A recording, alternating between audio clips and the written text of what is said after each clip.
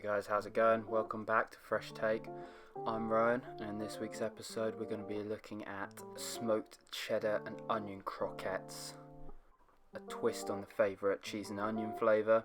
It's going to take about 2 hours to do this. It needs a lot of time to set. I'm going to tell you beforehand that you're going to need a deep fat fryer for this. So let's jump straight in. You're going to need 2 white onions. You can use Roscoff onions, are really great for this, or shallots also quite nice, they give a nice sweetness.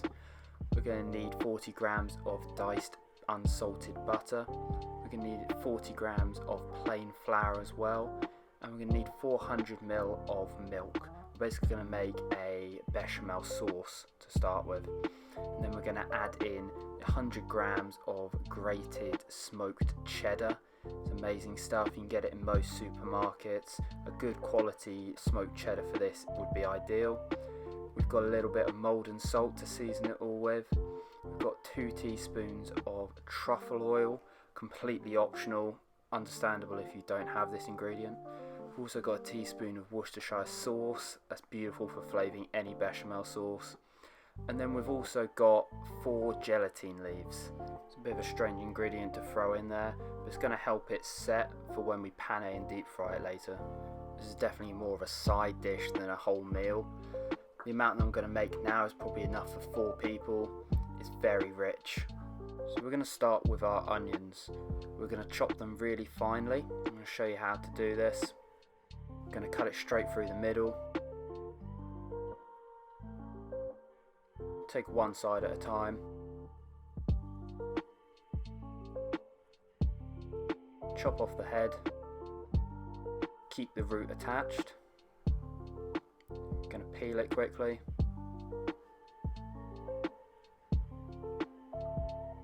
Have a nice clean board for this.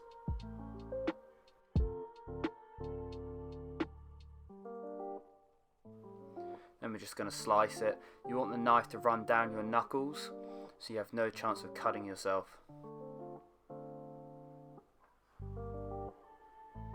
Nice and thinly sliced, and we're just going to do that with the rest of the onions.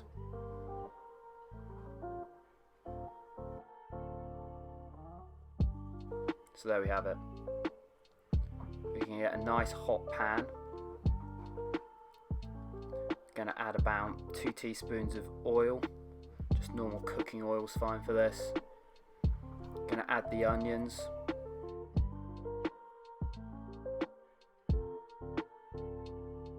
And a bit of salt.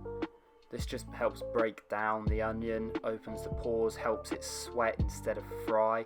We don't want any colour on this, we just want it to slowly cook down. So we're going to put a lid on it and we're going to cook it down for probably about 20 minutes.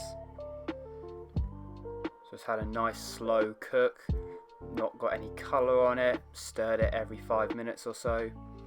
Nice and soft, and now we're going to add our milk. So 400 ml of milk gone into there. Just give that a quick stir. And then we're going to put this back on the heat. Just bring it to the boil. Just basically infusing the milk with the onion. Strain it off. This milk is then going to be used to make the bechamel.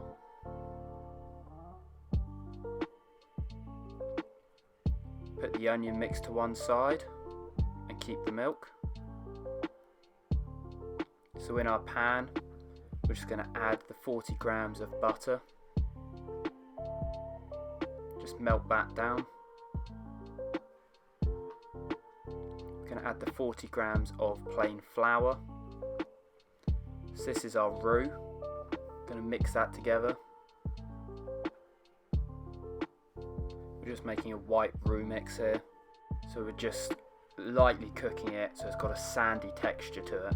It's the most important step that everyone forgets when making bechamel sauces. You've got to cook through that flour initially. We're going to add our infused milk, just a tiny bit at a time. Stir that. We're going to add the milk gradually, about 50 ml at a time, just so there's no lumps. Ideally doing all of this over the stovetop. It's an awkward angle to get the camera over the stove, so we're just going to show you a little bit at a time here. Added the rest of the milk very slowly, until it's all incorporated, left it to cook through for about 2 more minutes. So at this stage, this is the bechamel sauce with a bit of seasoning. You can use this for loads of different things: lasagnas, fish pies, make a parsley sauce for your old school gammon, or you can whack in some cheese and you've got a Mornay sauce. But here we're going to add in the sweated down onions from earlier. We've also got our beautiful smoked cheese that I've just grated down.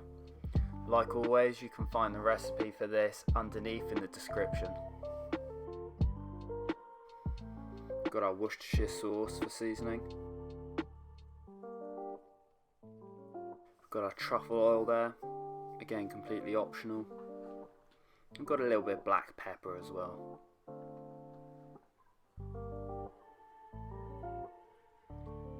And we're going to season it up with the Maldon Salt.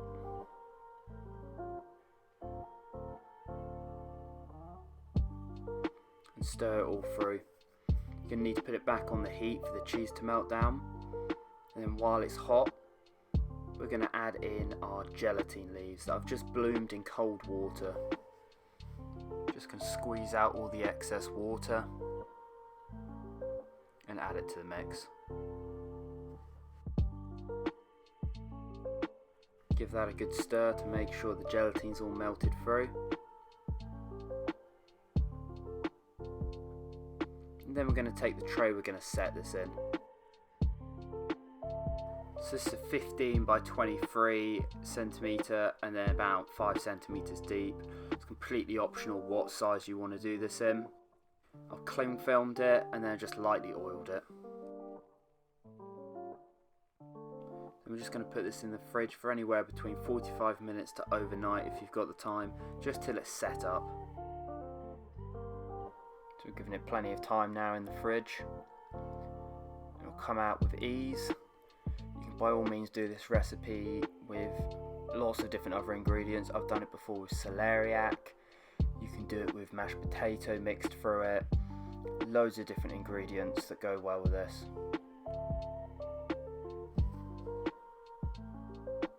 We're going to cut this in half. You can honestly cut this in any shape you want. I'm just going to go for some little batons here.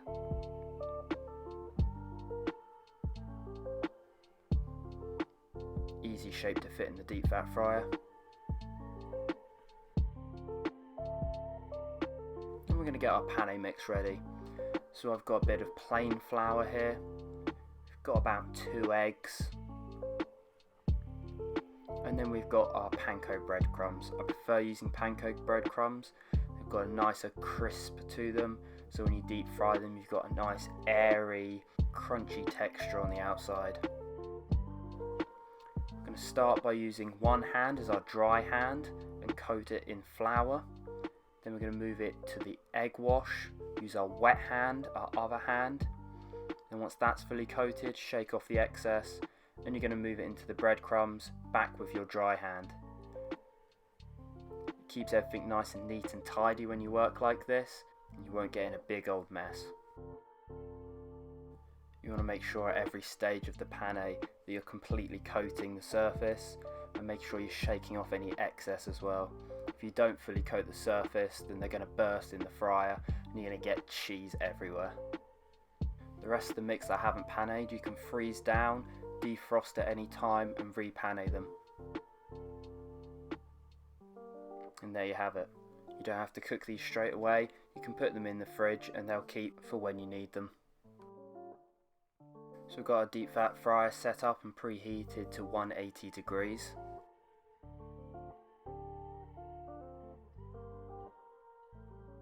And we're going to slowly lower them in. Don't want to be that guy, but be careful with this part. It is really hot oil and you can burn yourself. We're going to drop these for about 1.5 minutes, 2 minutes, just so you've got a nice golden coat on the outside. So when you cut into them, they're just going to be gooey, cheesy liquid. Just going to take a bowl to season them up in.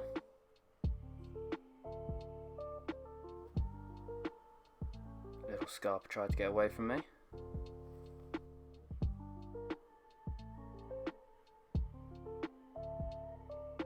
A little bit of Maldon Salt over the top while they're still hot. helps the salt stick to them.